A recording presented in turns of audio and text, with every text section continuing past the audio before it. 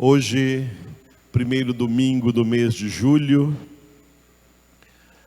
é o dia do nosso boletim, e a mensagem do nosso boletim está em Efésios capítulo 5. Hoje é o dia do versículo 27. Portanto, nós vamos ler na nossa Bíblia, capítulo 5 de Efésios, do versículo 1, versículo 1, até o versículo 27. Então leiamos juntos em oração a sua palavra, que é o poder de Deus para a salvação. E se é poder para a salvação, é poder para a cura, é poder para qualquer outro milagre que Deus realiza na vida de todos os que necessitam. Efésios 5, de 1 a 27, juntos. Sede, pois, imitadores de Deus, como filhos amados, e andai em amor, como também Cristo nos amou, e se entregou a si mesmo por nós, como oferta e sacrifício a Deus, em aroma suave. Mas a impudicícia e toda sorte de impurezas, ou cobiça, nem sequer se nomeie entre vós, como convém a santos. Nem conversação torpe, nem palavras vãs ou chocarrices, coisas essas inconvenientes. Antes, pelo contrário, ações de graças. Sabei, pois, isto: nenhum incontinente, ou impuro, ou avarento, que é idólatra, tem herança no reino de Cristo e de Deus. Ninguém vos engane com palavras vãs, porque por essas coisas vem a ira de Deus sobre os filhos da desobediência. Portanto, não sejais participantes com eles, pois outrora erais trevas, porém agora sois luz no Senhor. Andai como filhos da luz, porque o fruto da luz consiste em toda bondade e justiça e verdade, provando sempre o que é agradável ao Senhor. E não sejais cúmplices nas obras infrutíferas das trevas, antes, porém, reprovai-as, porque o que eles fazem em oculto, o só referir é vergonha. Mas todas as coisas, quando reprovadas pela luz, se tornam manifestas, porque tudo que se manifesta é luz. Pelo que diz: desperta, ó tu que dormes, levanta-te de entre os mortos, e Cristo te iluminará. Portanto, vede prudentemente como andais, não como nécios, e sim como sábios, remindo o tempo, porque os dias são maus. Por esta razão, não vos torneis insensatos, mas procurai compreender qual a vontade do Senhor, e não vos embriagueis com vinho, no qual há dissolução, mas enchei-vos do Espírito, falando entre vós com salmos, entoando e louvando de coração ao Senhor, com hinos e cânticos espirituais, dando sempre graças por tudo a nosso Deus e Pai, em nome de nosso Senhor Jesus Cristo, sujeitando-vos uns aos outros no temor de Cristo. As mulheres sejam submissas ao seu próprio marido, como ao Senhor, porque o marido é o cabeça da mulher, como também Cristo é o cabeça da igreja, sendo este mesmo o Salvador do corpo. Como, porém, a igreja está sujeita a Cristo, assim também as mulheres sejam em tudo submissas ao seu marido. Maridos, amai vossa mulher, como também Cristo amou a igreja e a si mesmo se entregou por ela, para que a santificasse, tendo-a purificado por meio da lavagem de água pela palavra, para apresentar a si mesmo igreja gloriosa, sem mácula, nem ruga, nem coisa semelhante, porém santa e sem defeito. A mensagem do nosso boletim hoje, no versículo de número 27, tem esse título principal, diga, Igreja Gloriosa.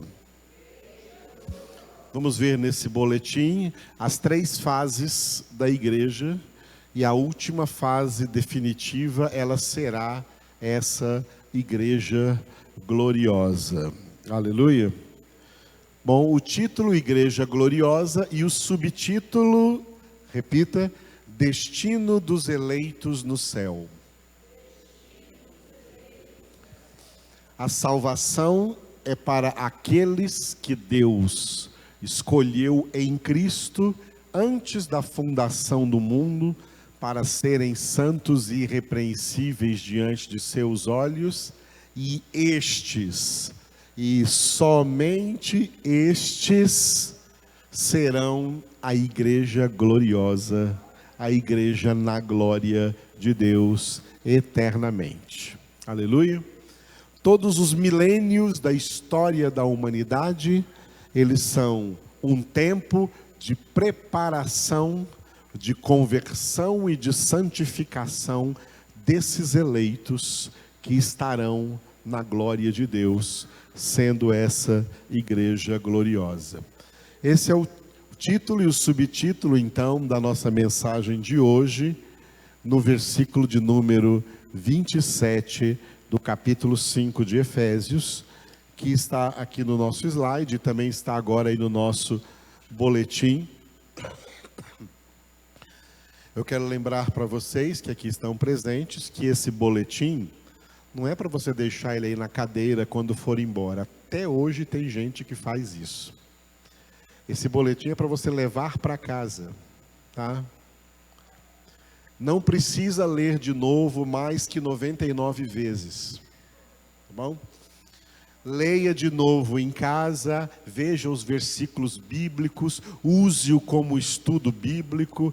Eu acompanho um estudo bíblico pequenininho aqui, a cada semana, e aqui tem também o nome dos aniversariantes do mês, para vocês estarem orando como nós oramos por todos vocês, amém?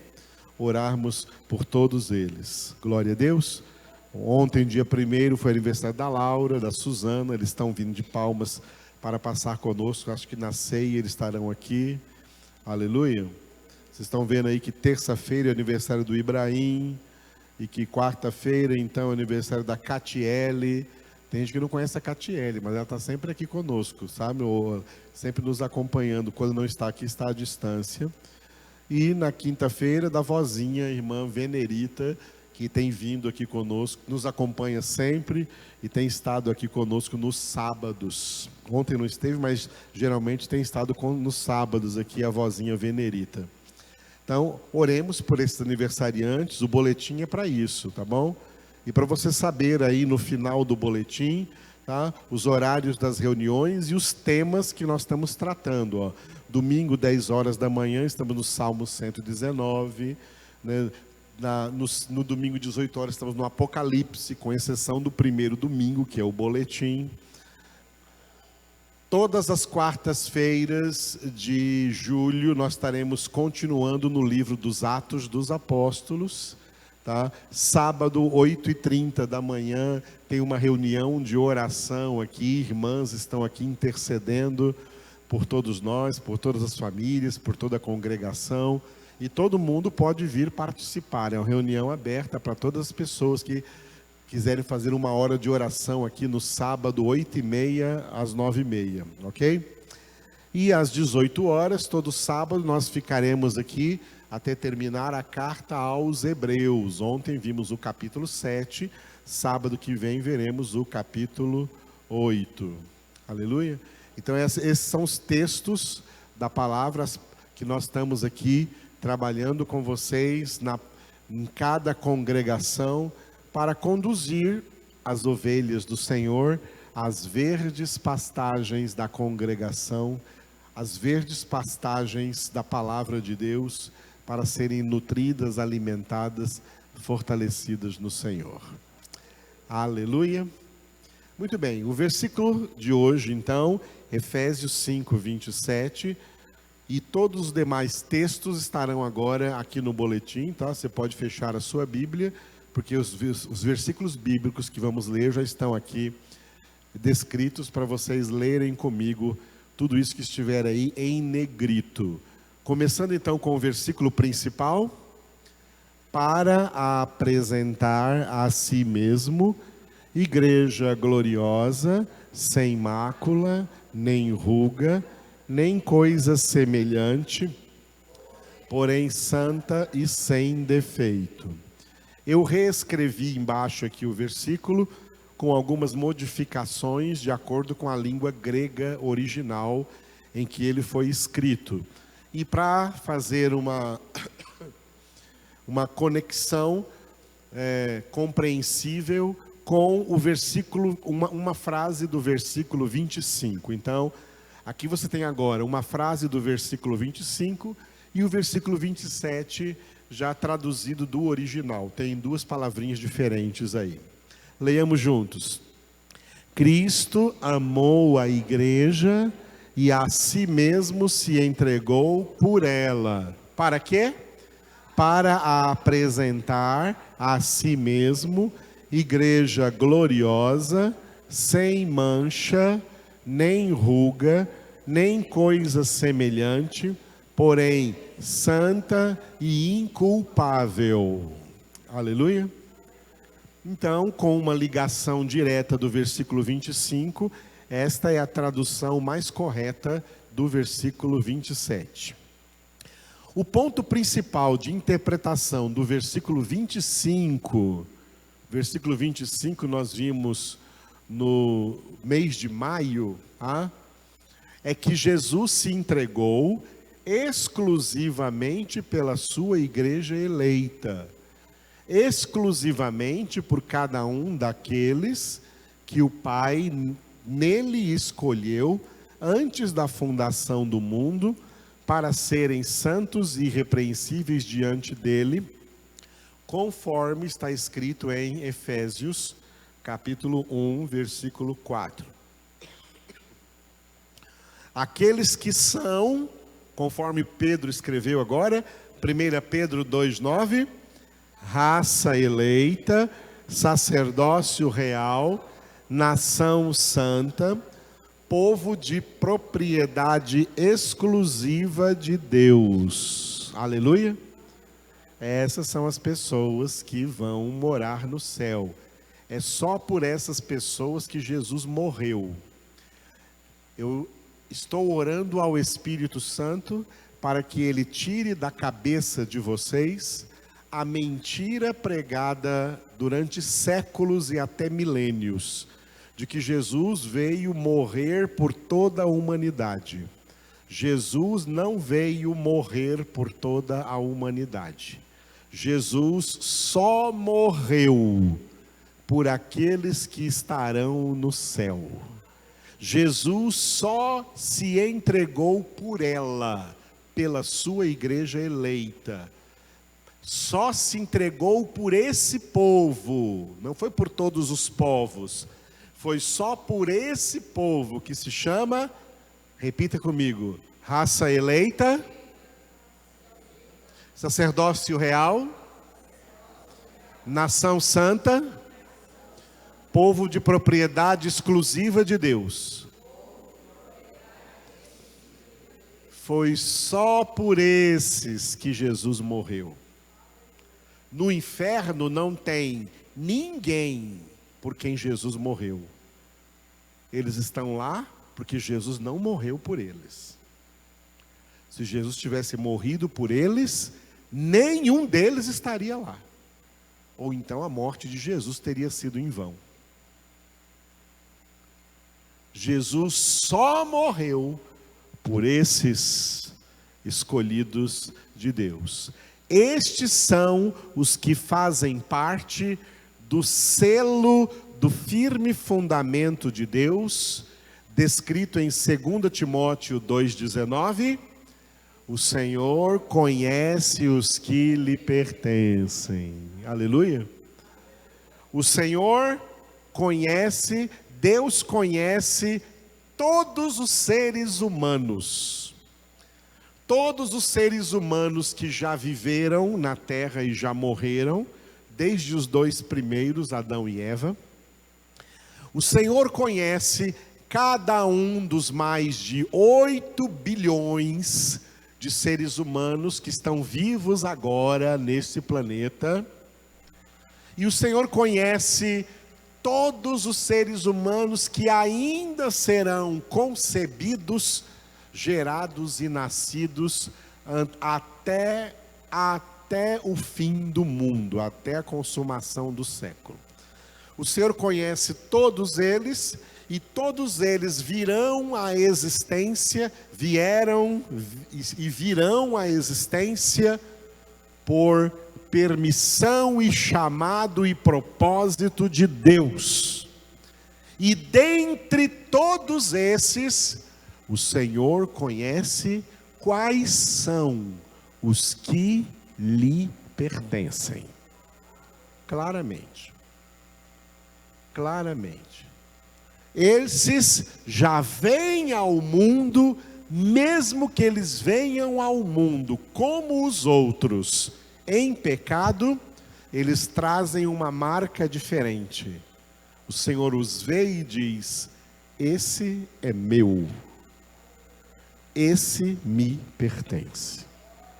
E num dado momento da sua vida, ele será convertido e até o fim da sua vida, santificado para estar na glória eterna. É assim, amados. A palavra de Deus não ilude. Tem um evangelho muito ilusório sendo pregado aí fora. Ele é errado. E é justamente por esse evangelho ser errado que ele atrai tanta gente. O verdadeiro evangelho não atrai tanta gente. O verdadeiro evangelho só atrai aqueles aos quais Jesus chamou de poucos escolhidos. Só esses o evangelho atrai. E como Jesus veio para se entregar exclusivamente por esses que o Senhor conhece, que lhes pertence, tá?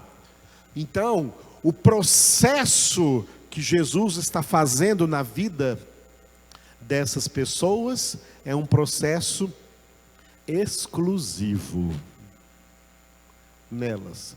Ele não faz isso na vida de mais ninguém. E é isso que nós vamos ver aqui como mensagem do boletim. Por isso eu coloquei o próximo parágrafo aí de negrito. Leia comigo o título do parágrafo.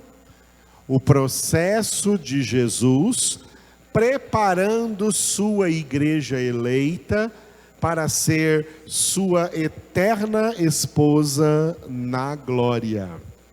Aleluia. Em todo o contexto da Escritura, Deus sempre fez uso da analogia do casamento para definir o tipo de relacionamento mais profundo e verdadeiro que ele queria com o seu povo. Por isso, na antiga aliança, Deus era o esposo e a nação de Israel era a sua esposa. Mas Israel foi uma esposa traidora, adúltera e infiel. Com suas próprias atitudes, Israel anulou a aliança que tinha com Deus. Por essa razão, Deus anunciou que uma nova aliança seria estabelecida.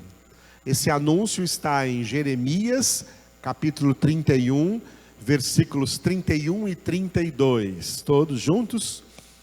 Eis aí vem dias, diz o Senhor, em que firmarei nova aliança com a casa de Israel e com a casa de Judá, não conforme a aliança que fiz com seus pais, no dia em que os tomei pela mão para os tirar da terra do Egito, porquanto eles anularam a minha aliança, não obstante eu os haver desposado, diz o Senhor. Aleluia. Vamos entender uma coisa que eu não escrevi no boletim sobre aliança. Aliança. Aliança tem um caráter unitário. Só pode haver uma aliança. Deus não instituiu casamento poligâmico. Deus instituiu casamento monogâmico. Um casamento, uma aliança. Deus estabeleceu, antes da primeira vinda de Jesus, Ele estabeleceu com o antigo povo de Israel uma aliança provisória e preparatória para a nova aliança definitiva que viria depois. Toda aliança, tá? Nenhuma aliança ela é unilateral. Toda aliança ela é bilateral. Tem que ter dois lados. Por isso, quando Deus escreveu, mandou o profeta Oséias escrever e disse: como duas pessoas andarão juntas se não tiver acordo entre elas? Se não tiver um pacto entre elas, se não tiver uma aliança entre elas. Então, Deus estabeleceu aquela aliança, e a aliança era bilateral, não unilateral. A manutenção da aliança não depende de um lado, mas depende dos dois lados. A manutenção de um casamento depende tanto do marido como da mulher. Se um dos dois anular a aliança, mesmo que o outro jamais quisesse isso, a aliança está anulada. A aliança só permanece se os dois estiverem unidos nessa aliança. Se um deles cancelar, anular essa aliança, mesmo que o outro não quisesse, a aliança é anulada. Isso aconteceu entre Deus e a nação de Israel, descendentes consanguíneos dos patriarcas Abraão, Isaque e Jacó. Deus estabeleceu com eles uma aliança, e ainda no período do Antigo Testamento, Deus falou através do profeta Jeremias, o que nós acabamos de ler, que Deus falou aqui? Que ele anulou essa aliança? Não. Eles, os povos de Israel, os israelitas, eles é quem anularam. A aliança é bilateral, Deus e Israel. Deus não queria anular, Deus queria levar essa aliança até o fim e cumprir o propósito dela, que era preparar para a nova aliança. Mas antes que isso se cumprisse, eles, não Deus, eles anularam. E como a aliança não é unilateral, ela é bilateral, mesmo que Deus tivesse permanecido fiel à aliança, a infidelidade de Israel anulou a aliança. E aí Deus falou: não tem problema, essa aliança era passageira mesmo. Eu vou trazer uma nova agora. Uma nova que será definitiva. Vamos ver como é que é a nova aliança agora. Continue acompanhando comigo aí no boletim, ó. Essa nova aliança não é mais com o Israel nacional. Deus não tem mais aliança com aquela nação de Israel lá, viu, irmãos? Não tem mais. Aquela nação de Israel lá no Oriente Médio não é terra santa. É uma terra ímpia, é uma terra sem Deus. Judaísmo é uma religião anticristã, sem Cristo e, portanto, sem salvação. A vida está no Filho. Quem tem o Filho tem a vida eterna. Quem não tem o Filho não tem a vida eterna. Não existe aliança nenhuma de Deus mais com Israel. Deus não tem plano de nós visitarmos a Terra Santa. Jerusalém, a Jerusalém da terra, está escrito na epístola de Paulo aos Gálatas.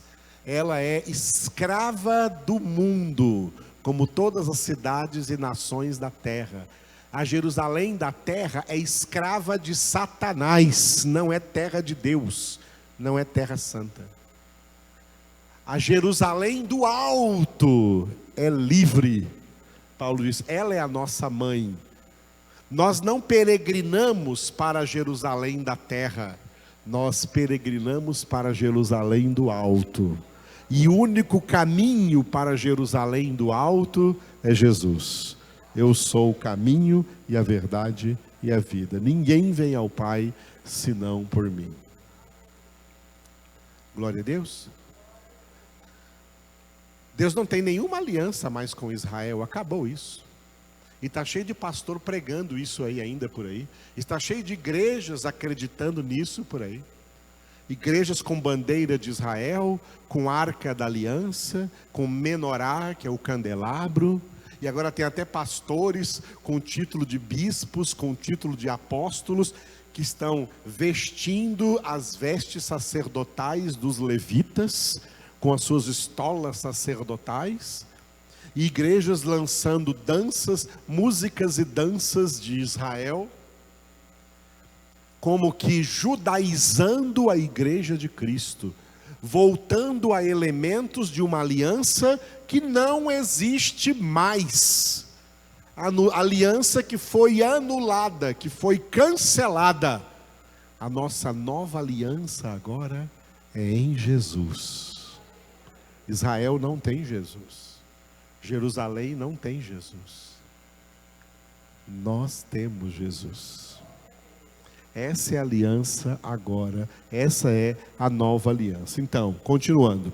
Essa nova aliança não é mais com o Israel nacional, mas com o novo Israel espiritual, a igreja eleita do Senhor Jesus. Uma das diferenças entre estas duas alianças, preste atenção no que eu escrevi aqui, ó, é que na primeira aliança, Deus desposou toda a nação de Israel e foi por ela traído. Mas na nova aliança, Deus enviou o seu Filho Jesus para desposar somente os seus eleitos, os poucos escolhidos. Os muitos chamados, que são a maioria dos crentes nas igrejas plurais, não fazem parte da igreja eleita singular de Jesus, que Ele mesmo edifica sobre si, como prometeu em Mateus 16:18, sobre esta pedra edificarei a minha igreja, e as portas do inferno jamais prevalecerão contra ela. Jesus se entregou somente por essa igreja e está edificando somente essa igreja, da qual os muitos chamados são excluídos. Mateus 22, 14. Muitos são chamados, porém poucos escolhidos.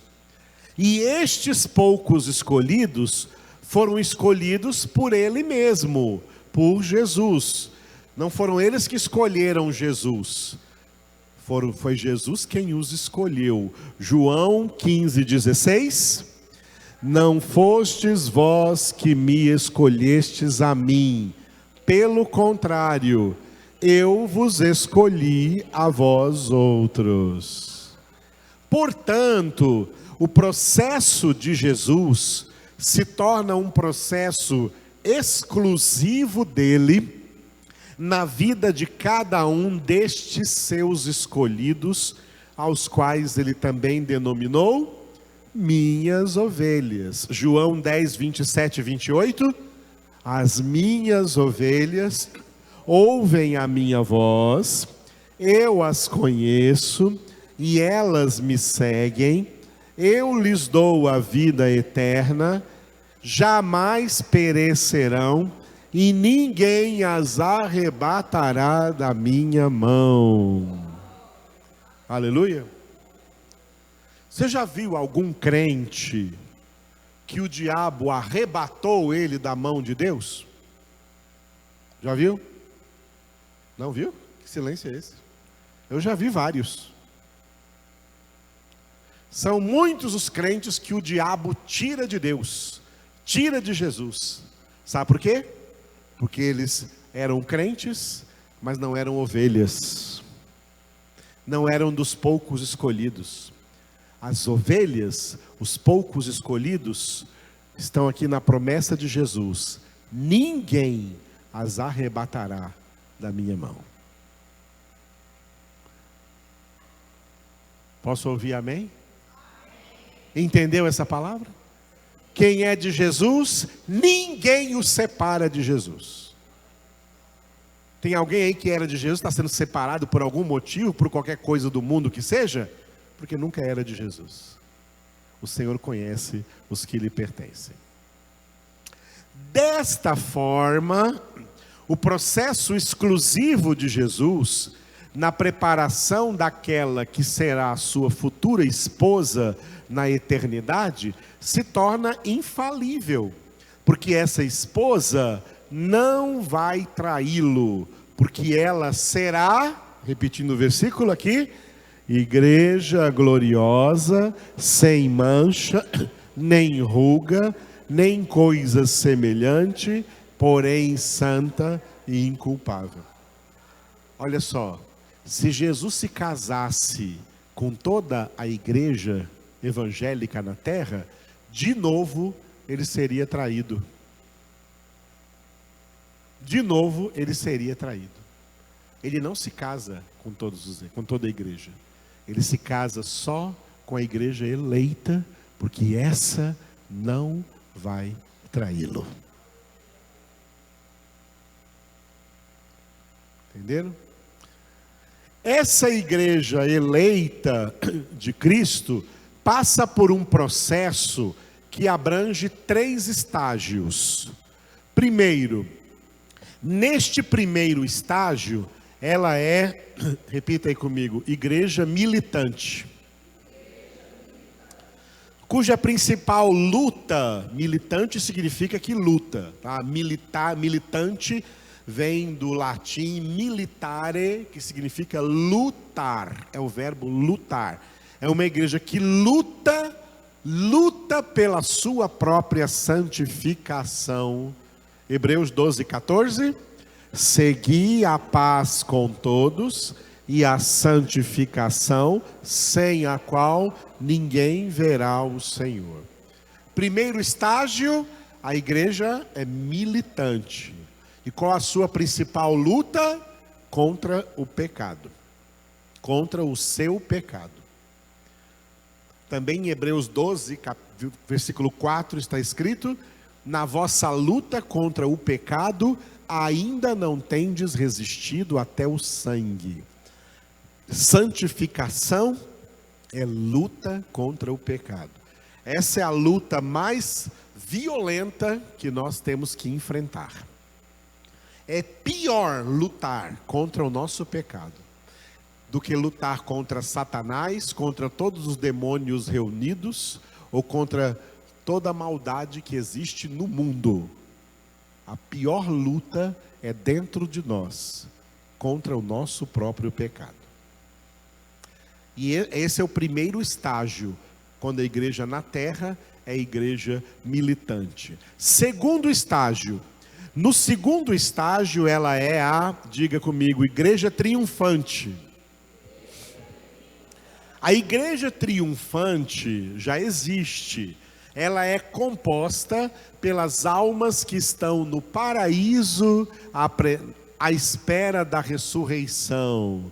As pessoas que já foram igreja militante e já lutaram pela sua santificação e perseveraram até o fim de suas vidas nessa santificação, estão aguardando a volta de Jesus no paraíso, e todas elas podem fazer suas as palavras do apóstolo Paulo em 2 Timóteo capítulo 4, versículos 7 e 8.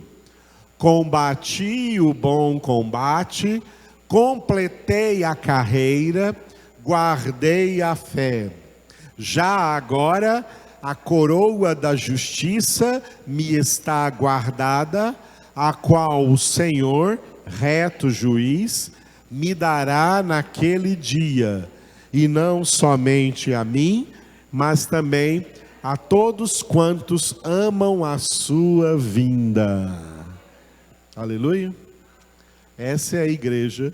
Portanto, hoje a igreja existe em dois estágios. Nós que estamos na terra, igreja militante. Os irmãos e as irmãs que já combateram esse bom combate que hoje nós estamos combatendo, estão no paraíso e eles são a igreja triunfante, porque já triunfaram nesse combate. Agora o terceiro e último e definitivo estágio. No terceiro e definitivo estágio, ela será diga, igreja gloriosa. A igreja gloriosa aqui de Efésios 5:27.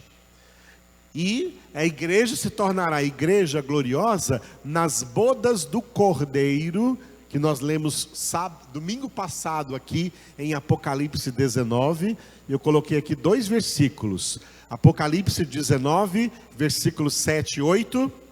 Alegremo-nos, exultemos e demos-lhe a glória, porque são chegadas as bodas do Cordeiro, cuja esposa a si mesma já se ataviou, pois lhe foi dado vestir-se de linho finíssimo, resplandecente e puro, porque o linho finíssimo são os atos de justiça dos santos.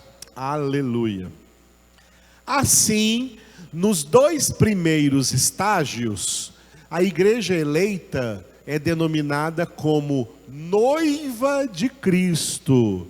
Esse título de noiva prevalece até o fim da Bíblia, até o último capítulo. Apocalipse 22:17, o Espírito e a noiva dizem vem. Até o último capítulo da Bíblia, a igreja é chamada de noiva. Só quando estiverem todos na glória, ela será chamada de esposa, então será a igreja gloriosa. Somente na glória, quando os eleitos forem recebidos no céu, na Nova Jerusalém, na casa do Pai, ela será a esposa eterna do Cordeiro, a igreja gloriosa. Agora vamos trabalhar parte por parte desse versículo 27, olha. No céu, a igreja eleita será igreja gloriosa. Por quê? Todos os salvos estarão de posse de um corpo glorificado, como o de Jesus, na sua glorificação. Essa igreja será chamada, então, de Diga, igreja sem mancha. Os salvos não terão mais a mancha do pecado original com a qual eram infectados desde a sua concepção. Não terá mais nada em nós, nenhum resquício do velho Adão. Agora diga, igreja sem ruga. A vida dos salvos no céu não será marcada por nenhum tipo de pecado, nem sinal de pecado haverá em suas almas e seu caráter. Nenhuma ruga é nenhum traço, nenhum risco de pecado haverá em nossas almas no céu. Aleluia. Nós nem nos reconheceremos. Puxa, não tem nenhum pecado em mim agora. Eu não tenho que lutar contra nenhum pecado, porque não tem mais nenhum pecado em mim. Vai ser assim na glória. Nenhum mau pensamento, nenhum mau desejo, nenhuma vontade errada, nenhuma concupiscência, nenhuma má inclinação. Seremos livres de tudo isso eternamente. Ok? Agora diga, igreja sem mancha, nem ruga, nem coisa semelhante.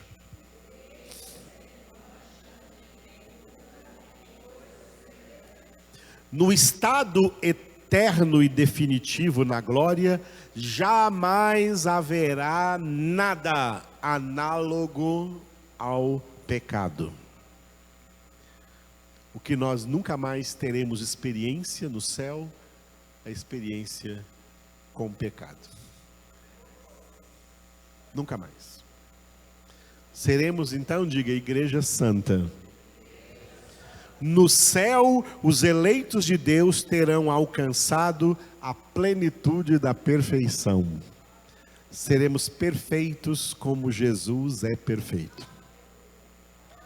E por último, diga, igreja inculpável.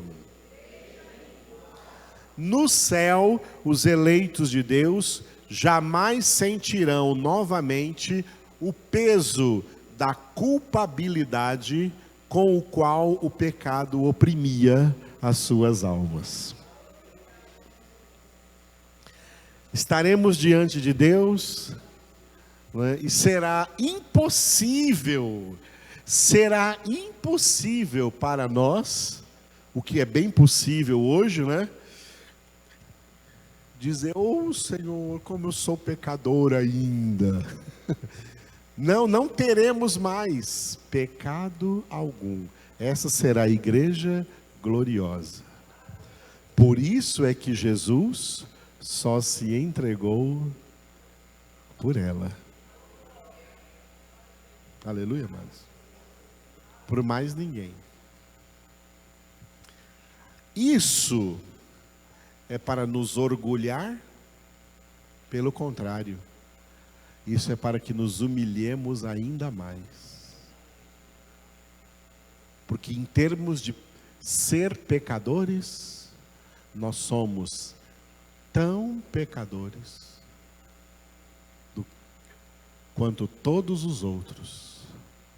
E às vezes até mais do que muitos dos outros.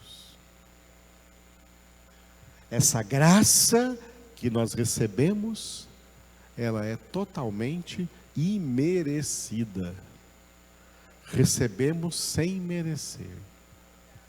Por isso só recebemos porque Deus quis nos presentear. E é por isso, amados, que temos que demonstrar a Deus a nossa gratidão eterna. Sabe como? Buscando uma vida digna, de acordo com a palavra, todos os dias. A palavra tem que envolver a nossa vida todos os dias. A nossa vida familiar, a nossa vida conjugal, a nossa vida profissional, a nossa vida social. A palavra de Deus tem que pautar todo o nosso comportamento, toda a nossa conduta. Porque Deus pagou por nós, pela nossa salvação, a altíssimo preço. Por isso nós temos que ser pessoas muito diferentes de todas as demais que estão aí nesse mundo. Em nome de Jesus.